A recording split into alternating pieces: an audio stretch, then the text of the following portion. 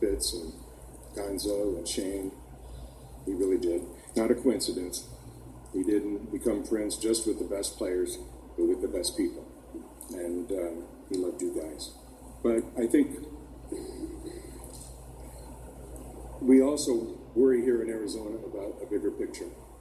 And I hope that what he stood for will maybe get a renewed look in our country. That's what he would want. He would want us to, okay, we recognize him now, but now let's get to work. And I'm sure the Vice President will talk about John and bipartisanship, but he believes so much that this, in the end, when it's all said and done, this Republican-Democrat thing's not that important, is it?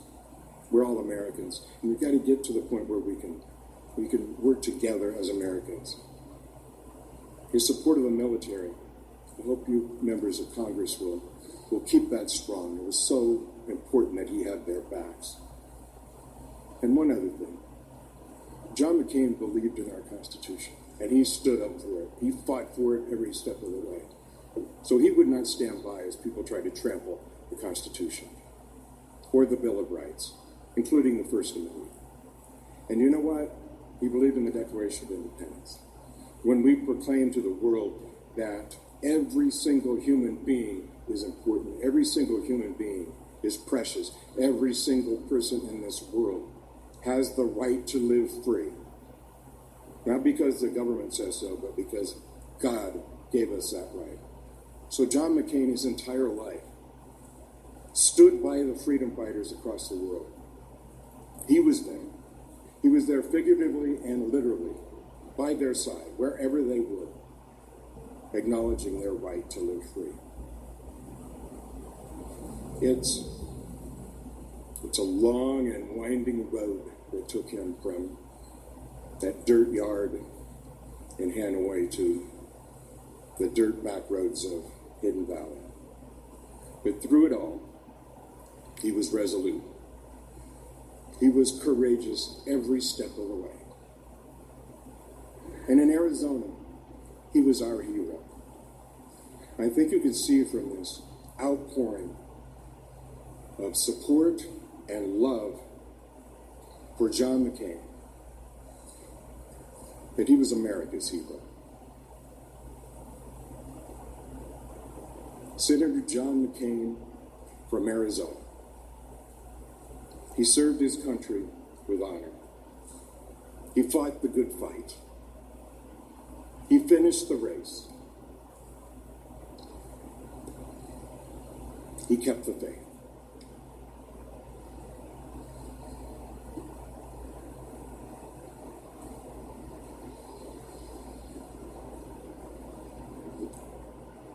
Now, my friend, we can finish this off.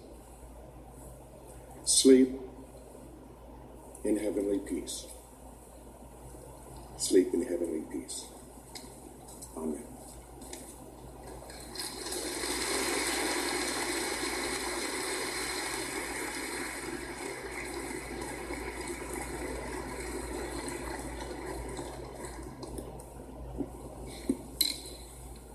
Well, I had the great opportunity of meeting Congressman John McCain in Washington. See, Helen was back there, and I was visiting, and he said, you need faith in God, my love for my family, and my faith in my country. He said, those things kept me together. So we kept talking that evening, and as I thought about that discussion, and for this talk, I wanted to reflect with you a reading from Corinthians 13, which I think captures Senator John McCain. Corinthians 13. Though I should give away to the poor all that I possess, and even give up my body to be burned, if I am without love, it will do me no good whatever. When an opportunity to humble this young man who came from a military family, be talking about the senator for generations. John McCain was a person who loved, with his energy, who loved all of us, who loved his country. That evening while we were having dinner, he said, when we get back to Phoenix, we need to get together and have dinner. And of course, back then I was pretty cocky. So I said, well, Congressman, I know a number of congressmen and I know a couple of senators, and, we always hear that. He says, well, no, when you get back, you give me a date, and I'll be there. I said, well, I'm going to invite you to my house. Us Mexican Americans love to cook, and we love to have folks at our homes if you're really going to be a friend. And he chuckled. So a couple of months later, when I got back home, we called, set up a dinner at the house. And of course, I was preparing carne asada, frijolitos, arroz, tortillas, and all the stuff that you all know about. And my homemade salsa. And I get a call from his office. They say he's running late. So I asked, what's the problem? I said, well, it's his birthday. He wanted to spend a little bit of time with his family. Sorry, Cindy. And of course, I panic and say, if he wants to cancel, I understand, please. He said, no. He made it very clear to us. He's going to your house tonight to have dinner. So I scrambled and got a mariachi group.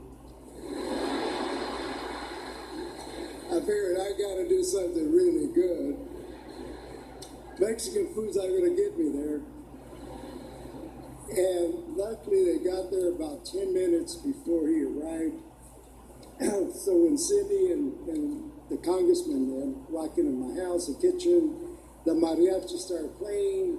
They sing in the mañanitas, which is a traditional Mexican birthday song in our culture. And of course, John and Cindy lit up, and it was a great evening, and we enjoyed the night.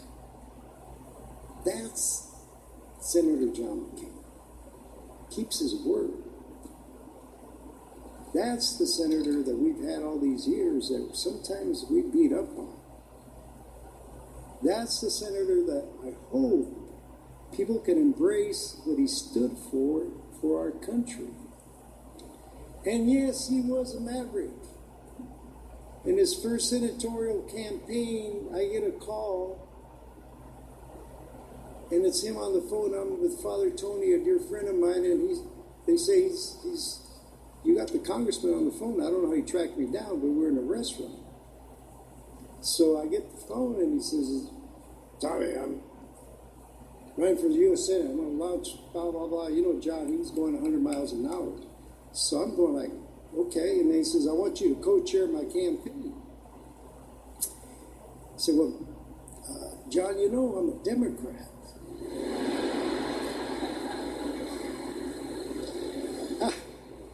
I'm not sure that's going to help you with your Republican campaign. I said, I don't care. You're my friend. I want you to co-chair. I said, well, let me sleep on it. No. You give me an answer right now, yes or no. And of course, I said yes. Once again, Senator John McCain goes over to the other side. And don't forget, I was like an activist back then. I was running Chicanos por la Causa. I mean, we were not the most liberal organization or the most conservative organization in the country. And we go back and forth with John, you either were a friend or not. And at the end of the day, we could go a couple of years without seeing each other, but when we did, it was like old home week. I mean, he was warm, he was energy, he was going 100 miles an hour, but yet he made time to be with you.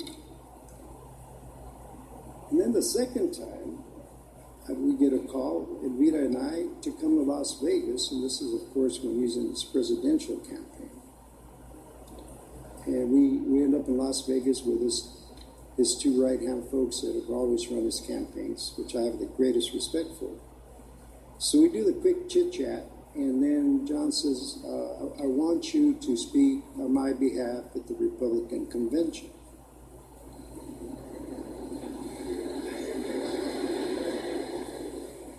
I said, Senator, I want to remind you, I'm a Democrat. I don't care. I want you there. See, my friend, I want you there. I said, yes, I'll be there.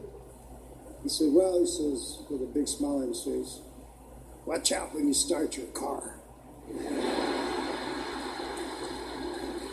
I said, okay, Senator, I'll do that. So John kind of put me out on the national scene. And I must confess, he did a number of things that I could stand here all day and share with you different stories. I will tell you that one time when we met is when Megan was on the TV program, and I don't even remember the name of the TV program, Megan, but he said, well, you know, Megan's on TV now, blah, blah, blah. I go, yeah, okay. Do you see her? No, Senator, I don't watch TV that much. Well, you start watching it. Okay.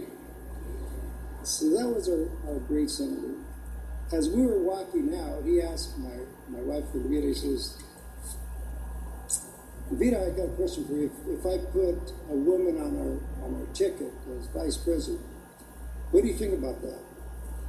Well, my wife isn't the type that holds back. She's a Mexican from Mexico City, and they have a tendency of just telling you how it is. And of course, the senator liked that. So she turns and she says, well, I really don't care if it's a man or a woman. If something happens to you, I want to make sure that person can run the country. So John looked at her and says, okay. And we looked at us two guys, and of course we walked out. Needless to say, we heard later who was selected. But again, regardless, there was the senator again, taking the risk of putting forth a woman for vice president of this great country of ours. So it's of no surprise. It's of no surprise also that he got together with Kennedy to push for immigration reform.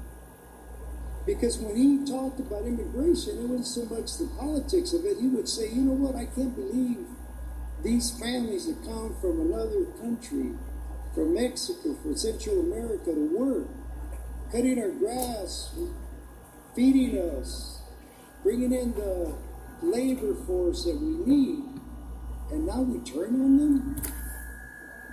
That really struck at the heart of what he thought our great country was about.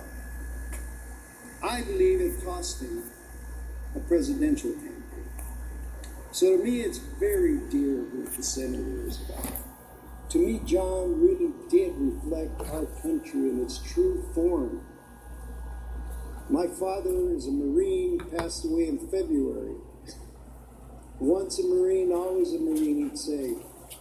Got wounded in Guam, Purple Heart. When he talked about John McCain, he said, he understands us. He understands us. And I must confess, he did understand us. He understood all of us, whether it was white, black, brown, Asian. To him, it didn't make any difference. What he knew is that we all make America great. We all make America great. So I hope that in his legacy, the senators, governors, mayors, city council members, elected officials embrace the thought of love. Because John reflected love and love of a strong man. And that is nowadays hard to come by. So his legacy will go on for generations because people will talk about Senator John McCain as one of the greatest heroes in our lifetime. And with that, if you permit me, read Timothy 2. As for me, my life is already being poured away as a libation, and the time has come for me to depart. I have fought the good fight to the end. I have